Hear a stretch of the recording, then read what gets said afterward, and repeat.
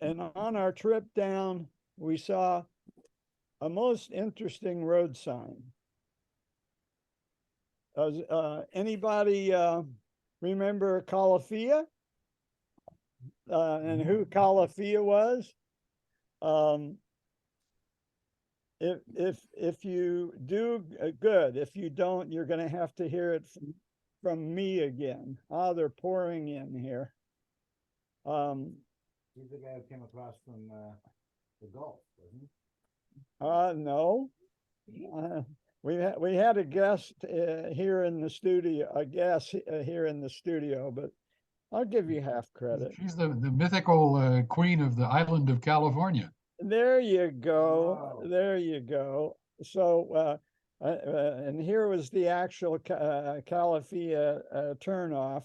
And here is herself, as portrayed on a mural in the Mark Hopkins Hotel, the Queen of California, as Harold says.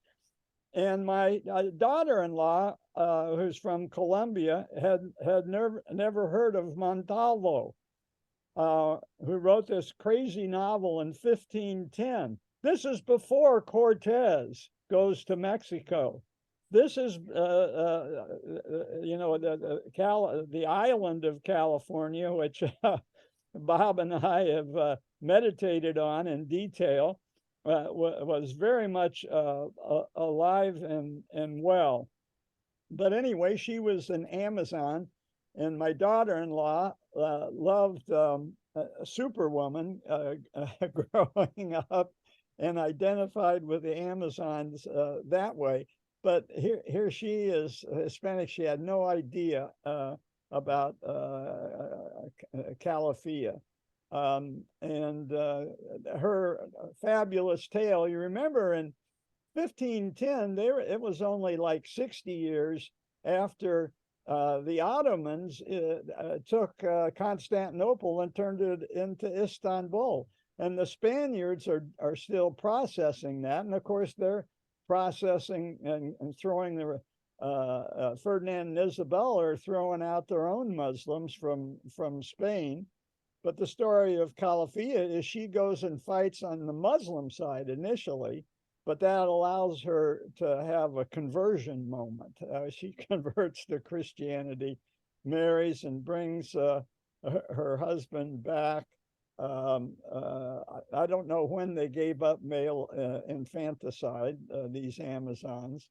And James Wells, he gets almost poetic here, talking about it's how appropriate it is that California was named after romantic fiction, because California actual history, as we will find out over the course of the next year or so, is very, in fact, romantic. So there's that. Now, here's where we were the last 10 days in San Diego.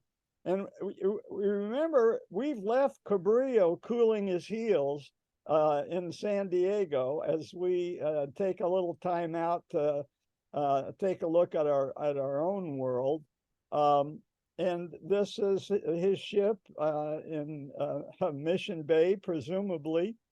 Point Lobos is somewhere, not Lobos, Point Lomas is out there somewhere. He lands and really impresses the natives with some Venetian glass that he traded. It's sort of like the story about buying Manhattan for beads.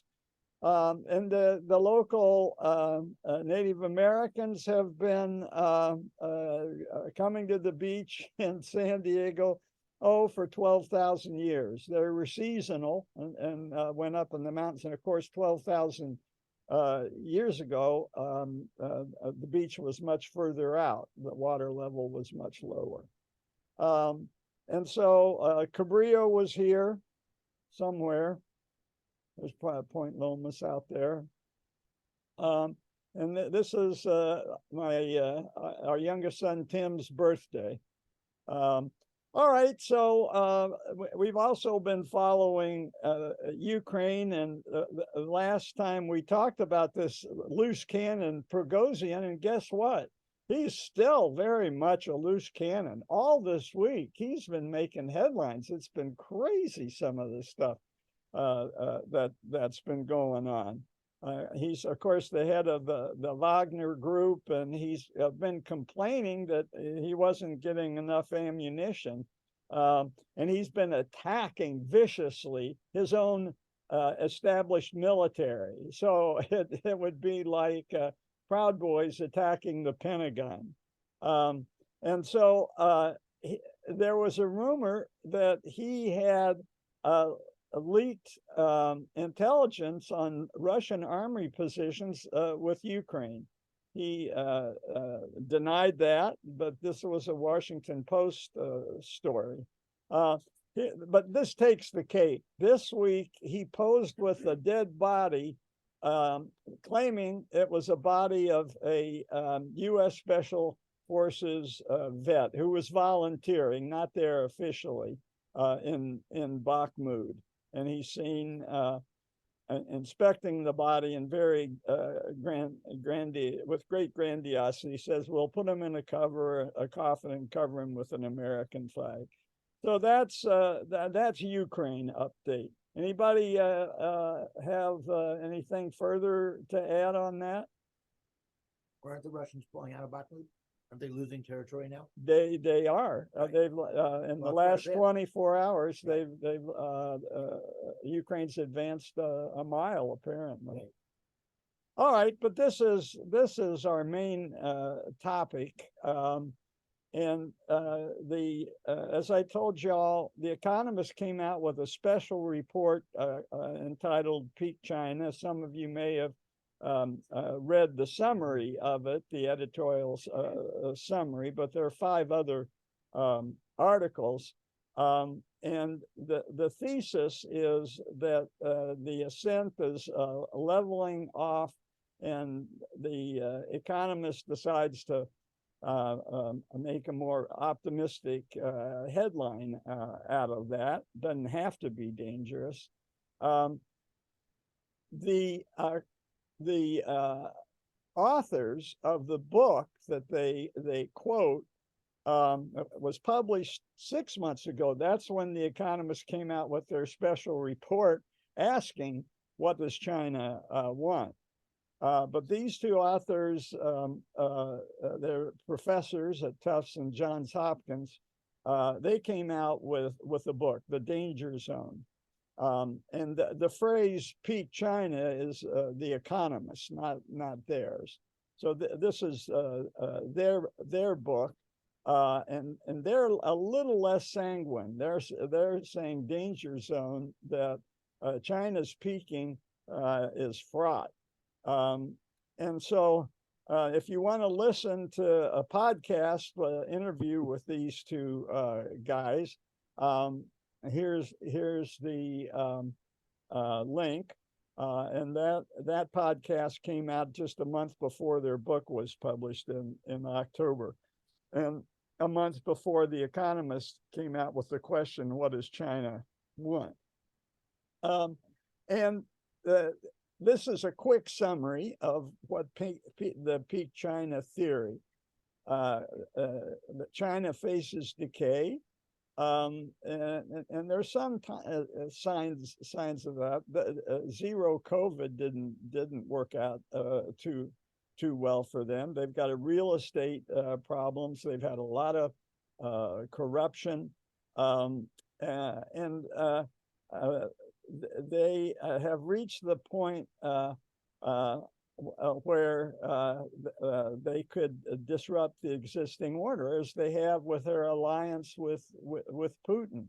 You know, this unlimited, to use their term, alliance. But the theory is they're at the same time losing confidence, and we'll probe why that might be. The book starts with an imagined war over Taiwan. So they're a little bit negative. So what are the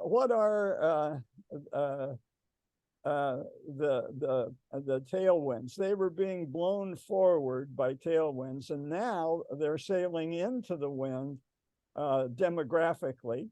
They're not reproducing, and some of that is own goal, self-inflicted. They had the one-child policy, and that kind of became ingrained, and now they're approaching one child, even though the government's trying to encourage more children. Two children at least is what it would be now, encouraging and rewarding more. Their productivity is under threat. They're going to have to devote more of their resources to taking care of the elderly. And let's hope they do it better than they did with COVID.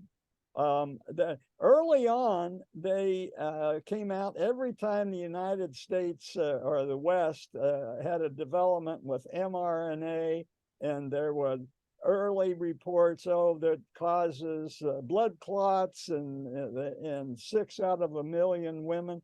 Well, that would become a big headline in China.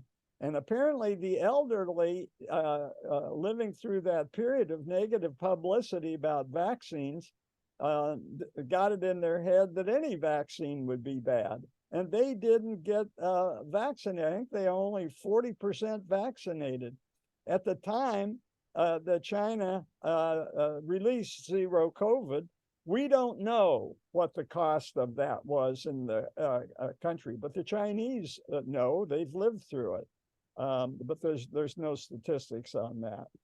The other thing is this a period in developing countries where you reach a frontier. And one frontier that they've probably reached is with infrastructure. They've put in a lot of infrastructure.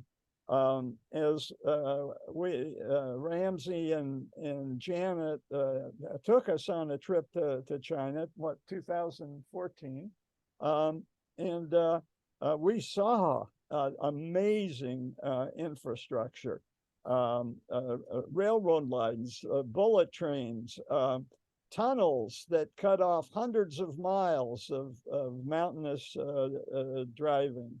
But now all the useful things have been done. They saved until last building the railroad to Tibet, and all the low-hanging fruit and all the infrastructure is approaching diminishing returns. And the same with and we saw this when we studied the French economist Piketty. He talked about the technology frontier as economies mature, and so some like in Africa, they never got telephone wires put in. They just went straight to cell phones, and there are fewer frogs to leap over like that now. And then there's geopolitical tensions. The supply chains from China have come under suspicion because of the direction that China has taken. And I have a slide later on. I should have moved it up to here. Deng Xiaoping said to keep a low profile for as long as you can, because we can develop quicker if we're seen to not be a threat. And you'll see the slide later on. He has a very detailed quote about that.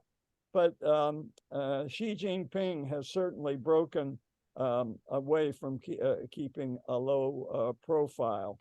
And now, all of a sudden, the West is suspicious of, therefore, of China and the supply chains. We certainly needed it during COVID, and we need it for our medication as well. China produces a lot of our medicines. So that's become a headwind. The other thing is, and this is what Piketty was concerned about, and what Ramsey and I think most of us are concerned about, which is fairness, equity, certainly equality of opportunity. And Xi Jinping calls it common prosperity. And he came into power and he did not appreciate how unequal China had become, with all these entrepreneurs making big bucks. And this is reflected in the Gini coefficient during China's go-go years. The Gini coefficient, the higher the number, the worse it is. A Gini coefficient of 1 means that one person owns everything, and the lower it is, the better it is. It had this big boost, and Xi has certainly brought it down. And John, for comparison, what's the United States' Gini coefficient? I think around 42. And what those numbers, that was 2014 to 23. It's a little hard to read the numbers. It goes from 49 down to 46. So it's still got a higher Gini coefficient than the United States. Is that right? They're comparable. They're comparable now. There are other measures of inequality and equity. The Gini coefficient, and Piketty has a couple of chapters on this, is just one number. Right. There are a constellation of numbers that'll give you a better understanding of equality and equity.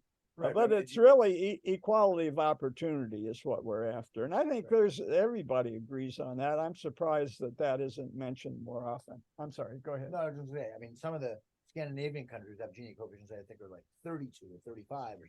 Yeah. Right. So it's just, it's interesting to understand the range of how unequal things can be, even if that's only one number. So there's two stages, and this is where a more complicated system comes into play. You got your gross Gini coefficient, which is gross income. And then you've got the income that's left after taxes and transfer. So people are taxed and you have a lot of transfer.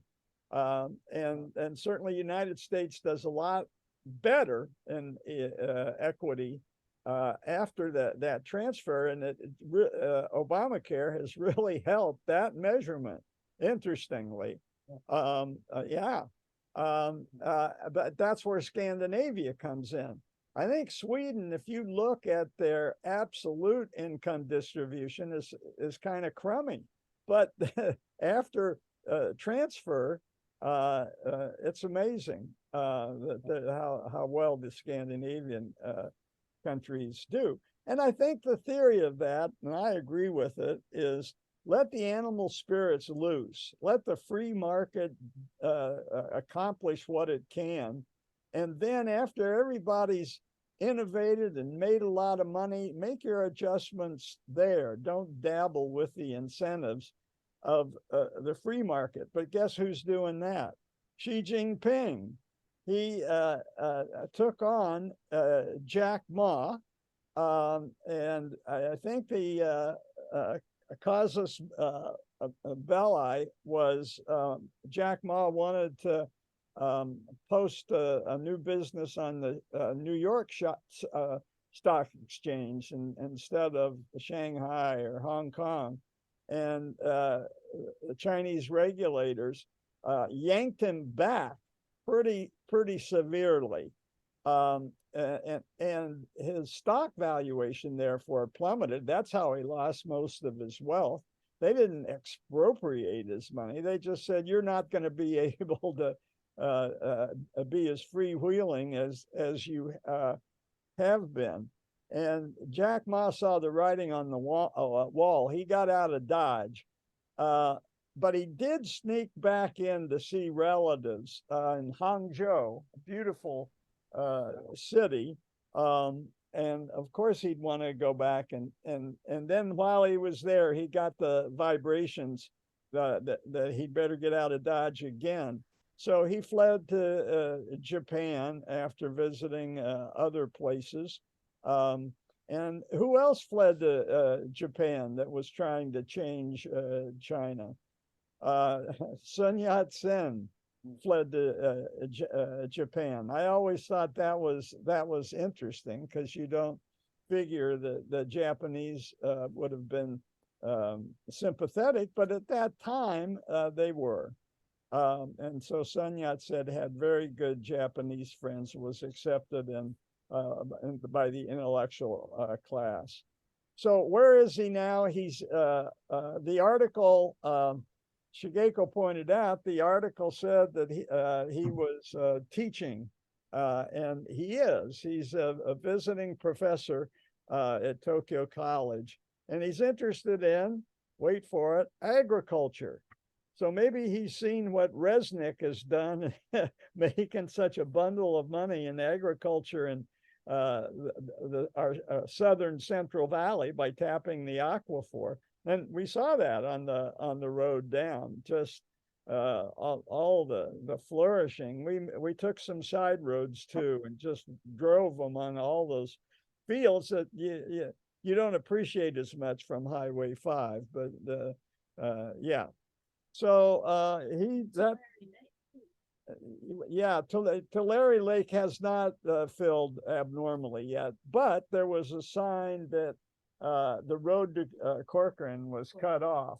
So something's going on. All right. So this is the theory with peak China. The economic parity is what we're going to see. You know, the conventional wisdom is, oh my goodness, the Chinese are about to eat our lunch tomorrow. Well, maybe not, and they make the case in this week's special edition that there's going to be some, most likely, decades of parity. And how is China going to handle this flatter trajectory with Xi Jinping in particular? So there's three forecasts I'll summarize for you. Xi boosts productivity, makes changes, allows entrepreneurs to grow the economy. He decides that, you know what, our living standards are still pretty low. The income per person is low. Let's focus on improving that. Releases what's called the animal spirits, right? This is from John Maynard Keynes, his quote on the entrepreneurial spirit, animal spirits. And so Jack Ma goes back and is allowed to launch his stocks wherever he wants in the world. Chinese entrepreneurs travel the world and bring back new technology. They allow private investment, and they cut back on wasteful state-owned banks and enterprises. Of course, when Mao was alive, everything was state-owned, and so when we made our first trip to China in 1999 with our son Jeremy, we encountered a number of worker strikes opposing the cutback of state-owned businesses where many of these people worked. Many towns were company towns, state-owned places, and that and they reading up on this, apparently there were 10,000 work actions like that nationwide. We were taking a taxi from, it was a 6-hour taxi ride from one place in China to another. and we encountered a roadblock where disgruntled, laid off workers just took their lawn furniture out in the road, and the local police wouldn't do anything because these were their neighbors. So you had to wait hours for the army to get there and take the lawn furniture off the freeway. So there's that, and if Xi Jinping suddenly went back to Deng Xiaoping's advice and kept his ammo dry and took a lower profile and was less prickly, maybe there'd be more globalization again, that everybody would feel safer to do business. So that's the optimistic forecast. Let's go to the pessimistic one, which is, I think, where we all go instinctively, that China is going to become even more combative, and maybe this flattening makes them realize that they're running out of time and they'd better strike now. Xi Jinping, after all, has made himself a ruler for life. We talk about Trump breaking norms. There was a norm that the leader would only be a leader for 10 years because they'd lived through Mao and they didn't want one guy to accumulate that much power. Just like American conservatives lived through FDR and put a limit on 2 terms after FDR. But Xi broke those norms last October, as a matter of fact. That ended his allotted 10 years. And he said, you know what, I'm running again. So he's got another 5-year term, and we think that he's going to keep getting them for a long time. And he shows no signs of liberalization. He has gone after Jack Ma, for instance, and a number of others as well. One poor entrepreneur got platformed for quoting a Tang Dynasty poem that poked fun at the Tang Dynasty. And because he quoted that poem, Chinese establishment came down on him hard, and he lost a lot of money. I think he had a food delivery system. He obviously is talking nationalism. When he and Putin hold a press conference and say they're going to change a history, a once in a century moment, he and Putin are both playing the nationalism card. And that any critics that go after him are insulting not just him, but even more, they're slighting China itself, that gambit. China's military budget is running along at the same pace as their increase in GNP, but that's 7%. So that means they're catching up. And its Navy could be 50% bigger, and its nuclear arsenal could quadruple. So those are certainly pessimistic. Well, let's look at Goldilocks. Maybe it's the middle way. Maybe the worst is over now with this economic turmoil. Maybe we go, America talks about not uncoupling, but about de-risking. So maybe they accept, okay, we understand you have to de-risk if there's another COVID problem, you want to have your own masks, for instance. But if it extends to the electronic chips, and Huawei and all that, that would be harder to get past. So it's probably not likely that the disruption is over. Biden, it's turned out to be as much of a protectionist as Trump. But in the looking at rosy glasses, the economy's not going to shrink like it did for World War I and World War II. In Germany, you had the Weimar inflation and the depression in Germany, and all the terrible instability that caused. But maybe China would, now that they're a peer of America, maybe they'd settle for just being a near peer if we'd make it comfortable for them. And to do that, they just can't try to solve the Taiwan issue violently. So which way are we going to go? And a lot depends on what China wants. And there were a ton of clues in last October in that special report. So we're talking about two special reports 6 months apart.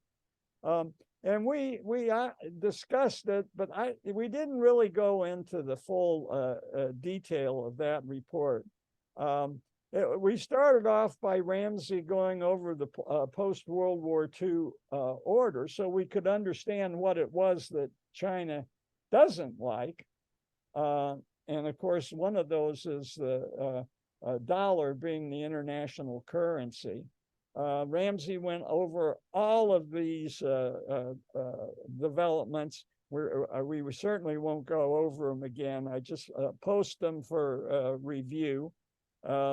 For those that watch on tape and want to pause. So things really, looking at the history, got their start with Clinton, where he was a big booster to get China into the World Trade Organization. His belief was that if China became capitalist, they'd become less inclined to become autocratic again. That has not worked out. But it was Clinton's top priority. It was opposed by labor unions that could see that there was going to be more competition from Chinese workers. Already, a lot of after the 1970s and the labor unrest in this country, then big capital in this country independently started investing in China, even when they weren't members of the World Trade Association. Corporations, of course, had interests that were 180 degrees opposite from labor unions, and they thought it was great.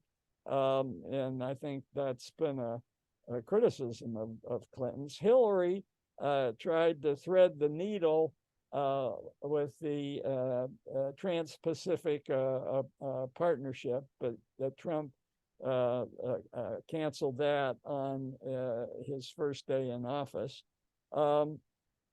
So with Democrat support, China gets into the World Trade Organization. So what's wrong with the current world order, with those institutions created at Bretton Woods? So familiar, IMF, the Monetary Fund gets blamed for everything. Whoever's in charge gets blamed. Are they really responsible? Talking about the currency problems, Ramsey went into detail about that when he talked about it with Bob's assistance. But here were the countries that were facing currency crises, and it's pretty much scattered. all around the world. And then Ramsey included a couple of articles on how globalism had failed, and that it had benefited multinational companies, but also it benefited the Chinese state. After all, they got 800 million people out of poverty, which is unprecedented in history. So for sure, they benefited. But during the globalization, there were a lot of indirect costs that didn't get priced in, and cheap isn't always cheap. And Ramsey talked in detail about that. The pollution is a cost, an indirect cost. And if we were smart, we would build that into the price with a carbon tax. But we haven't been able to do that yet. And surely globalization in this country got ahead of politics. And so Trump was able to badmouth that, say America first and no more of this globalization. And so we've kind of drifted, led by Trump, but also the protectionism has been continued by Biden. I want to spend a moment talking about Richard Haas's response. When we were doing great decisions, and we are always looking at foreign policy, and it always came down to I thought rather inconclusive arguments about what we should do, how would we transform the world, or should we just be working with other people in contrast? But Haas points out that if we're going to do anything with China, we can't accomplish anything until we get over our deep divisions. And so I encountered this sentence again, and I said, what? Before I go on and take a deep dive into China, how about taking a deep dive into our own country and take Richard Haas's advice? So I'm going to do a little tangent. Please indulge me. This is my favorite cartoon character, Pogo, from my youth. Walt Kelly got into satire as well. He took on Joseph McCarthy and created a character in the swamp that was a badger, very appropriately, their state animal. But every once in a while, he had great insight. And here, the swamp is being polluted. And his friend Porcupine says it's hard walking on all this stuff. And Pogo says, we have met the enemy and he is us. We have met the enemy and he is us. And that stayed with me. He eventually wrote a book. Here's J. Edgar Hoover and John Mitchell. Anybody want to guess who this is? Spyro Agnew. Anyway, back in 2016 election, I saw how terrible it was and how bitterly divided we were. And I came up with a little project called the Consensus Challenge. Some of you were involved. Homer comes to mind. Bob Kelso was involved. I matched up conservatives and progressives to talk about certain issues and see if they could come up with a consensus. I wound up with 6 pairs, so 12 people. And they went at it.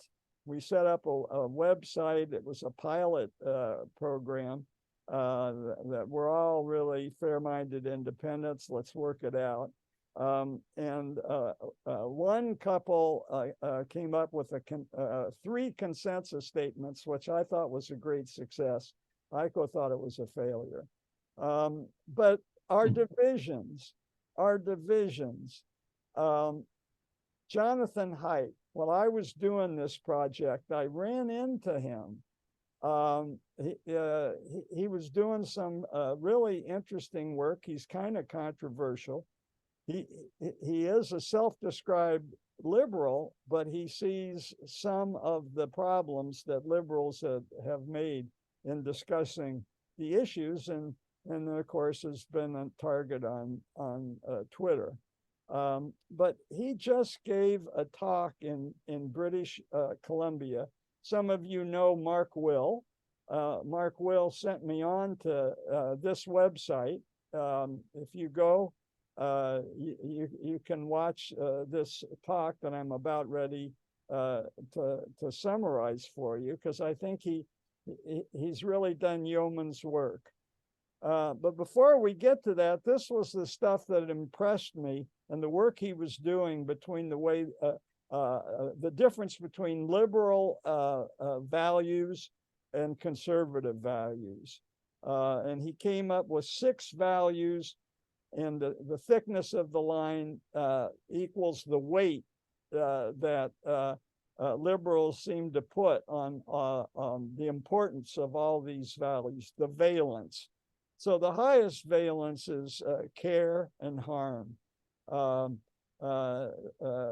Oppression is big. If fairness is big. Loyalty, respecting authority, sanctity, less so.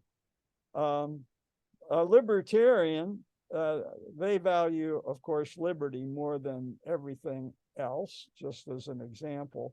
But interesting, he looked at conservatives and how they weighed this matrix, and it looks more balanced, right? Now, I found it interesting. It's just a way to conceptualize what's going on, but obviously this would be a course in itself. But here's his talk.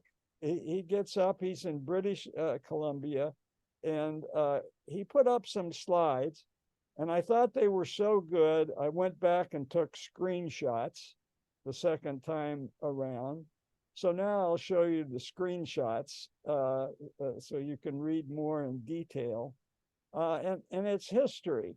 He really starts in the 1990s. There seemed to be a change in parenting then, with helicopter parents and not letting their kids take the risks that we all were allowed to take in childhood. But then he says, you know, social media is really the main thing. So he comes up with this timeline. Obviously, cell phones came first. There's a whole bunch of communication advances in software before this. But in terms of social media, he gives the timeline here. And it's interesting, the front-facing camera, when people take selfies, he thought was an interesting milestone. And then moving onto social media with Facebook, and he sets the epidemic as beginning in 2013. He has encountered kids that give trigger warnings, and he thinks, oh, these are kids that weren't allowed to take risks, so I can't even say anything in the classroom. And then the percent of kids actually networking just grows and grows and grows. even through today, Twitter being the main thing. Now, he comes up with a lot of data, but the Economist came out and confirmed, especially the risk to young girls. Now, this is the rate of change. So not everybody was equal in 2003. So this is just looking at all these people starting from their own baseline and looking at rate of change.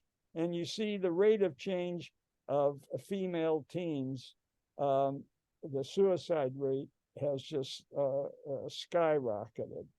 And the younger you are as a girl, the worse it is. It's gone down a little bit for males, but they're still higher, absolutely. And then he times this with the Economist times it with tech innovation, and they only use these three time points, and then this is the absolute. So you see, even though females have been skyrocketing, males started off at almost double the rate, and well, from 3 to 6. Well, from 6 to 18. Yeah. Look, I'm just looking at this row, and then males have certainly gone up a lot as well, according to the Economist. Suicides, but males commit more suicides than females do all the way through life. So there's that. What is interesting to look at is the rate of hospitalizations from self-harm. So there are a lot of girls who aren't killing themselves, but they're so plagued that they cut themselves, and that results in hospitalizations, and that is climbed much more. And there's the hospitalizations for boys is not so striking, but if boys are going to kill themselves, they're going to be more successful. That's the problem. That's been true. Better access to guns, maybe. Yeah, more lethal. Girls fake it more, do attempt, but men complete. That's been true for 50 years now. Right? Yeah. So this is our kids. The kids are not all right, but in general, now we're gonna. This is going to be my break point and start talking about politics. Why are we adults so divided? We're not spending as much time with friends, all of us, all age groups, dropping. And how does that affect politics? Well, politics was going along pretty well internationally. There was an increase in democracy. But he says the epidemic started in 2013, and we've already seen from VDEM the radical increase in autocratic regimes around the world. But he puts 2009 as a key moment where you could express your opinion about something and make something go viral. You could pass it on. That was Arab Spring. It was 2 years before Arab Spring. Right Yeah. before it, yeah. Arab Spring's a great example of that. But the other thing you could do is retweet. And the social media, their business model was to optimize for engagement. They could charge more for advertising, And so you get this timeline where everybody's trying to get more eyeballs, throw up more sensational headlines, threaded comments. Oh man, I'm going to join that thread. And then Russia quietly starts their internet research agency, which got involved in our 2016 campaign. And he says the rage begins, and in particular, 4 groups. The far left, which we're familiar with Antifa, the far right, the Proud Boys and racists, just guys going out to troll, and Russian agents. So to get rid of our divisions, this is the place to start. It's daunting. And this just shows a democracy index in a single slide. We've spent a whole hour looking at the VDEM, dot DEM. It's a Scandinavian organization that's subsidized by United Nations, the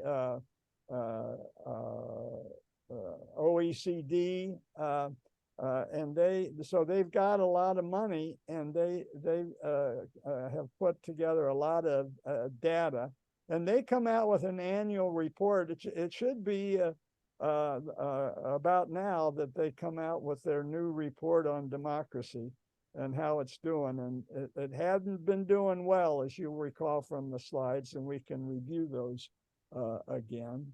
And so I'll just give you a second to read for yourself what Madison's fear was, as expressed in Federalist 10.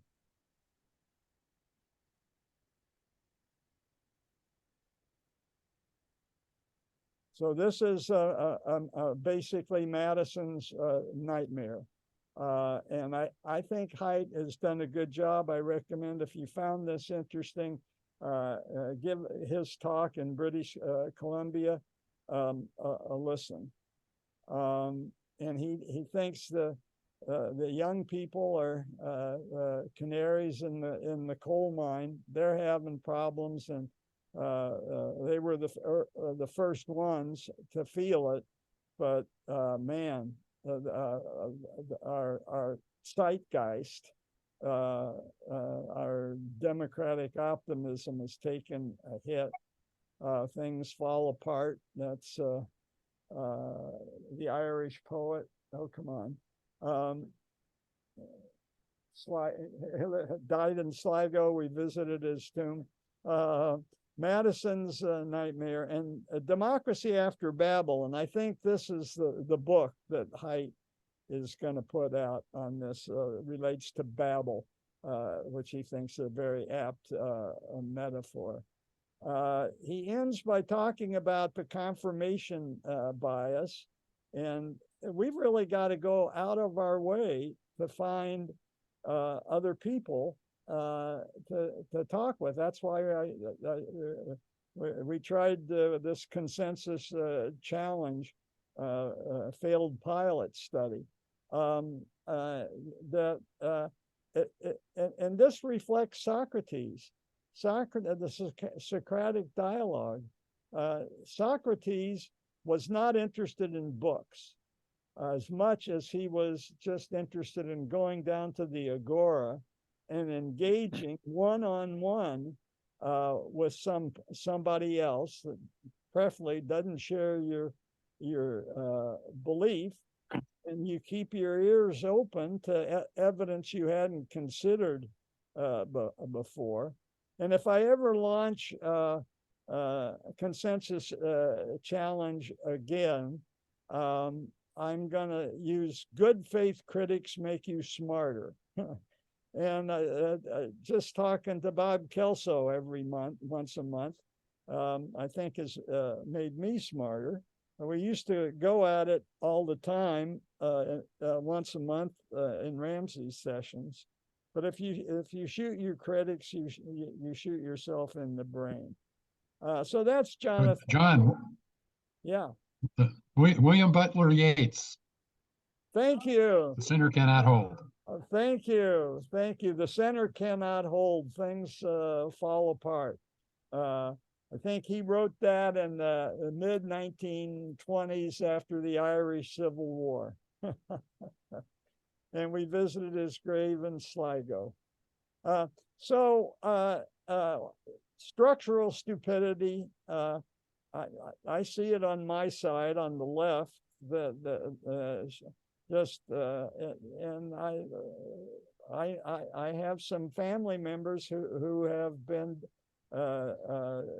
canceled because they shot a dart at the far left, and the far right, we're certainly much more expert at finding fault with the far right. But I think we all got to realize, and Socrates would have said, it's really, we're engaged in structural stupidity, and we need other opinions. Personally, I've found on the center right, the Dispatch, an excellent outlet that conservatives have that are reasonable. That any of their correspondents I could go out to and have a beer with. There was even a guy on Fox News that I liked and followed him, and actually he had a blog, and he published 8 of my letters. We went back and forth, and he was the guy that was responsible for calling Arizona for Biden on election night. And Trump went into a rage and called Rupert Murdoch, and Rupert Murdoch fired him. His name is Chris Stirewalt. And so I lost my pen pal. But guess what? He's back on the Dispatch. So there you go. I think this is probably going to be the place we stop. And next week we'll look at China's grievance. Well, what is it specifically that China would like to see change? And how do they call us out? You know, we've got our problems. I already talked about our divisions. That's certainly a problem. But China's got other beefs with us. Yeah, Michael. I just wanted to point out, I had read this book, The Changing World Order by Ray Dalio. You may have commented on this, but his point of view was China plays the long game. They're not in it for the immediate gain. To them, this is going to take whatever it takes to not conquer, but to become the uppermost economy. They have a much different perspective than I think we do. And I don't know if you bring that out, but they're looking at it in a much more long perspective in terms of what they're hoping to accomplish. He talks about, changing the monetary standard from the dollar maybe to the renminbi and so on. And that may, if we default in the next month, that may trip that. That's when there was an article in the New York Times this Sunday, the op-ed talking about exactly that, Michael, that if we default, then the rest of the world will start to falter, and China will have a spot to move into and say the dollar's done. Yeah, and you'll remember Ramsey talked about John Maynard Keynes and the concept of the bank corps, where there would be an international currency starting at Bretton Woods, and that you couldn't get agreement on that, so it fell to the dollar by default.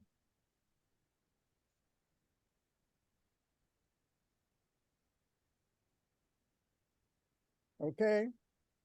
There are no other comments. I'll just mention I sent out both the current detailed special report on peak China, but also I've sent out I cobbled together the 6 articles on the world China wants, so that's available to you. Yeah, that was a very good summary, and it talks to the relative kind of power of China versus the United States financially, which I thought was there's a couple graphs in there that were very good that talked about how quickly China's been catching up, but now parity, and it looks like parity for the next 10 to 15. Yeah. Yeah, those were very good. Thank you. Okay. All right. All right. No other questions or comments. See y'all next week. All right, Thank thanks. you. Bye. Bye. All right. Back to bicycling. No, not quite. Wait a minute. I gotta turn this Gotta off. end it. No, if it's okay, that was Josh on the call.